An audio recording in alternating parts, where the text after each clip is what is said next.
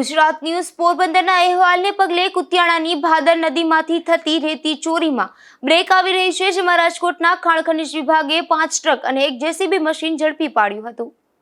કુતિયાણાની ભાદર નદીમાંથી બેરોકટોક ખુલ્લેઆમ રેતી ચોરી થઈ રહી છે, જે અંગે ગુજરાત ન્યૂઝ પોરબંદરમાં અહેવાલ પ્રસારિત થયો હતો। ત્યારબાદ કુતિયાણાના વહીવટી તંત્ર દ્વારા દરોડાઓ પડાયા હતા અને રેતીનો જથ્થો સીઝ કરાયો હતો।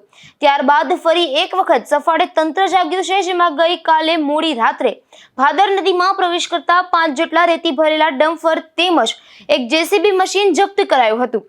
રાજકોટથી આવેલ ખાણ ખનીજ વિભાગના રોયલ્ટી ઇન્સ્પેક્ટર ટીમ દ્વારા આ કામગીરી કરવામાં આવી હતી, જેમાં ભાણવડના અશોક વેજા કરમુર, સિસલી ગામના સરમણ મૂળ મોઢવાડિયા, પોરબંદરના ભીખુ કરસન જાડેજા, માણાવદરના વિજય સામત આંત્રોલિયા અને પોરબંદરના સદામ ગૌતમના ડમ્પર કરાયા છે, તેમજ કુતિયાણાના હયાત ખાના અકબર ખાન પઠાણનું જેસીબી મશીન ઝડપી પાડવામાં આવ્યું હતું।